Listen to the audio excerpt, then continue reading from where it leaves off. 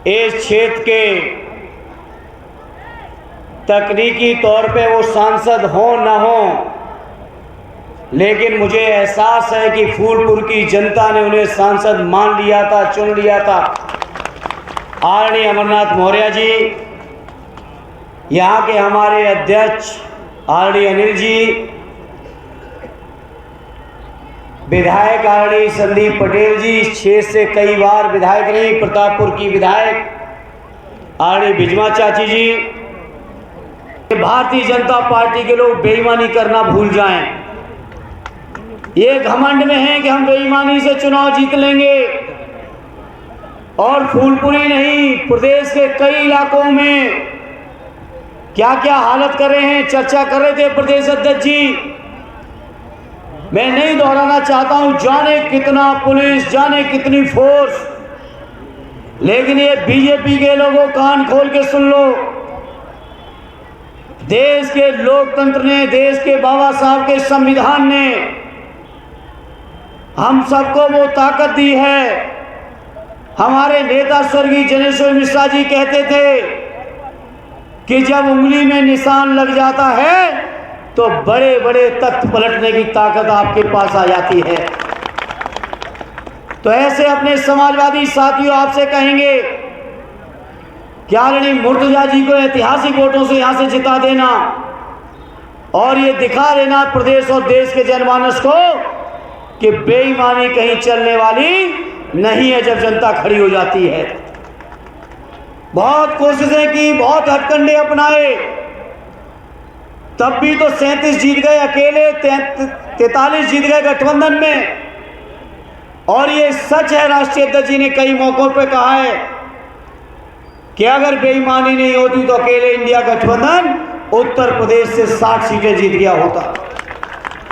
और उत्तर प्रदेश की जनभावनाएं जो थी, मैं समझता हूं अगर उत्तर प्रदेश के लोगों को इस बात का एहसास हो जाता कि 15-20 सीटें ही कम पड़ेंगी, तो चाहे कुछ भी कर लेते योगी जी, उत्तर प्रदेश से अकेले मोदी जी को लोग उखाड़ फेंकते।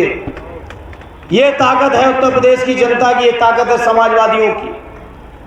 फूलपुर की अपनी उस सरजमी पर जहां हमारे आदर्श नेता डॉक्टर राम मनोहर लोहिया जी चुनाव लड़े, और उस समय के देश के पहले प्रधानमंत्री आरडी नेहरू जी के सामने लड़े। लोगों को उम्मीद नहीं थी कि वो जीतेंगे। उस समय भी उन्होंने कहा था हम चुनाव भले ही न जीतें, लेकिन ऐसा बीज वो देंगे कि फूलपुर से हमेशा समाजवाद ही पनपेगा।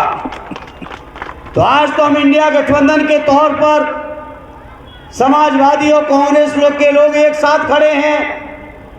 बीजेपी के लोगों से मैं इतना ही कहूंगा, ये फूलपुर कभी आपकी सरजमी न थी, न है, और न फूलपुर की जनता कभी यहां होने देगी। क्योंकि यहाँ के लोगों का स्वभाव है, जो तेवर है, वो राजनीति की उच्च आदर्शों को, राजनीति को ऊंचाइयों पे ले जाने का।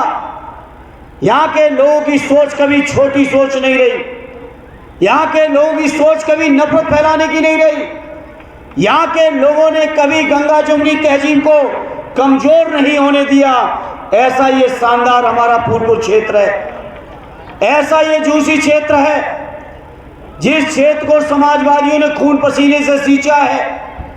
मुझे याद है, मैं जब इलाहाबाद विश्वविद्यालय में पढ़ता था, श्रद्धेय नेताजी जब कभी इस इलाके में आए, उनकी एक अपील पर बड़े से बड़ा कठिन चुनाव भी यहाँ की जनता ने समाजवादियों को जिताने का काम किया।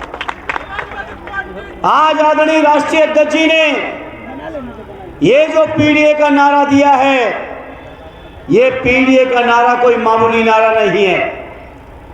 अभी पिछली सभा में प्रदेश अध्यक्ष जी कह रहे थे योगी जी की, मोदी जी की नींद उड़ी हुई है, करवटें ले रहे हैं पीडीए के लिए कि कैसे निपटें। तो मैं इस मंच से कहना चाहता हूं, पीडीए के लोग जाग चुके हैं। अपने हकों के लिए, अपने अधिकारों के लिए, अपने मान के लिए, अपने स्वाभिमान के लिए, अपने सम्मान के लिए, अपने आरक्षण के लिए, अपनी जाति जनगणना के लिए, अपने रोजगार के लिए, किसानों के न्याय के लिए पीडीए के लोग आज जा खड़े हुए हैं। तो मैं अपने पीडीए के भाइयों आपसे कहूँगा, ये फूलपुर का, ये इलाहाबाद का ये इलाका हमेशा सामाजिक न्याय की एक क्रांति को लिखने वाला इलाका रहा है। और आज जब उत्तर प्रदेश के अंदर राष्ट्रीय अध्यक्ष जी ने ये नारा दिया है, तो मैं आपसे प्रार्थना करूंगा कि उस नारे को सफल करने में अपनी ओर से कोई कसर ना आने देना। ये मेरे फूलपुर के लोगों आपसे प्रार्थना है। साथियों, क्या हाल किया बीजेपी के लोगों ने। भाषण बहुत लुभावने दिए, बातें बहुत लंबी लंबी की, लेकिन भाषण को एक भी चीज को जमीन पर उतार पाए हो तो बताओ मेरे फूलपुर के साथियों। बताओ 2 करोड़ रोजगार के नाम पर जो लोग सरकार में आए हों, उस सरकार में हमारे नौजवानों को अपने न्याय के लिए हजारों नौजवानों को सड़कों पर उतर के आंदोलन करना पड़ रहा है। इससे मैं अपने नौजवानों से कहूंगा, नौजवान साथियों, आपकी एकता के आगे ये योगी जी की सरकार में कोई दम नहीं है।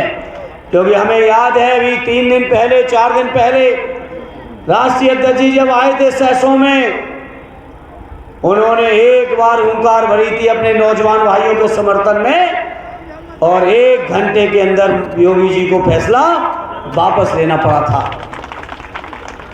इसलिए मैं अपने नौजवानों आपसे कहेंगे, इससे मैं अपने किसानों से, नौजवानों से, अपने व्यापारी भाइयों से, अपने बेरोजगार भाइयों से, अपने सरकारी नौकरी वालों से, जो लोग पुरानी पेंशन की लड़ाई लड़ रहे हैं, उनको भी मैं कहूँगा कि आपको पुरानी पेंशन अगर मिलेगी तो हम समाजवादियों के संघर्ष के साथ ही और ताकत में आने के बाद मिलेगी। इसलिए आज चाहे और पुरानी पेंशन का सवाल हो, नौजवान भाइयों अग्निवीर की योजना खत्म करने का सवाल हो, फौज की पुरानी भर्ती देने का सवाल हो, संविदा कर्मचारी जितने भी हैं उन सभी कर्मचारियों को मानदेय बढ़ाने का सवाल हो, उनके स्थायीकरण का सवाल हो, नौकरियों में आरक्षण को लागू कराने का सवाल हो, सरकार आपकी जाति जनगणना का सवाल हो, संविधान को बचाने का सवाल हो, हर सवाल पर कोई लड़ रहा है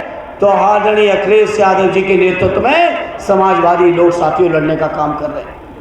इसलिए मैं अपने समाजवादी साथियों आपसे कहेंगे, पीडीए की एकता को अभी रोक नहीं पाएंगे, ये हम विश्वास दिलाते हैं। और मुझे खुशी है हमारे लोग भी अब बहुत बड़े मन से चलने लगे हैं, चौराहों का नाम भी बदल रहे हैं बड़े मन करके। ये संकेत है कि आज पीडीए परिवार के लिए सब लोग बड़े से बड़े त्याग भी करने को तैयार हैं, कुर्बानी भी देने को तैयार हैं, लेकिन अब बटने को तैयार नहीं हैं। ये उम्मीद ले जो पिछड़े होने का बड़ा दावा करते हैं, लेकिन आदरणीय अमरनाथ मौर्य जी को चुनाव हराने के लिए मुख्यमंत्री बन रहे थे। अमरनाथ जी को तो बेईमानी करके मुख्यमंत्री पद का लालच देके हरा लिया, लेकिन इस मन से कहता हूं आपके हिस्से में मुख्यमंत्री कुर्सी कभी आने वाली नहीं है। एक कुर्सी का पाव ये पकड़ के खड़े हैं, दूसरी तरफ योगी जी खींच रहे हैं, देखे कहां तक खींचते हैं, और जनता खड़ी है पूरा कुर्सी आदरणीय अखिलेश यादव जी को देने के लिए। ऐसे कितने भी षड्यंत्र कर लें, जनता जब तैयार हो जाती है, जनता जब खड़ी हो जाती है, फूलपुर भी आप जीते ही हो, इलाहाबाद जीते ही हो, कौशाम्बी में तो पुष्पेन 545 से सबसे युवा बना के भेज दिया आप लोगों ने। और यही नहीं, चले जाओ यहाँ से लेके बलिया तक, प्रतापगढ़ होते हुए जौनपुर, मछली शहर, आजमगढ़, लालगंज, सुल्तानपुर से लेके चंदौली से लेके बलिया, गाजीपुर तक चले जाओ, सलेमपुर तक एक तरफा पीडीए के लोगों ने समाजवादी पार्टी को जिताने का काम कर दिया। तो मैं उम्मीद करता हूं इस चुनाव में भी षड्यंत्र बहुत हैं। परसों राष्ट्रीय अध्यक्ष जी के कार्यक्रम मीरापुर में कैंसिल करने की कोशिश हुई, नहीं हेलीकॉप्टर उड़ने दिया गया। कल भी राष्ट्रीय अध्यक्ष जी को कार्यक्रम करने पड़े कटहरी और मझवा में, गाड़ी से नहीं परमिशन दी। अरे जितना सताओगे ये पीडीए परिवार उतनी मजबूती से आदरणीय अखिलेश यादव जी के साथ खड़ा रहेगा। इसलिए मैं इस मौके पर आपसे कहूँगा, मेरे साथियों, बुजुर्गों, फूलपुर के लोगों, आपने कभी समाजवादी पार्टी के झंडे को झुकने नहीं दिया।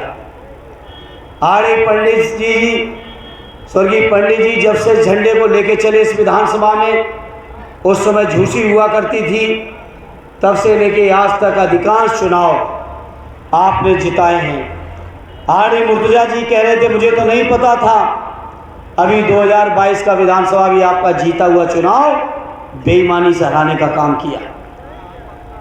जहां इनको बेईमानी से हराया, आपने अमरनाथ जी को हराया बेईमानी से, तो फूलपुर के लोगों कमर कस लो, दोनों बेईमानी का इकट्ठा जवाब इस बार ढंग से दे देना, ये हमारी प्रार्थना है। और मैं जानता हूँ इलाहाबाद, फूलपुर, गंगा पार के लोग बहादुर लोग हैं, क्रांतिकारी लोग हैं, राजनीतिक तौर पे बहुत परिपक्व लोग हैं और बहुत ही स्वाभिमानी लोग हैं।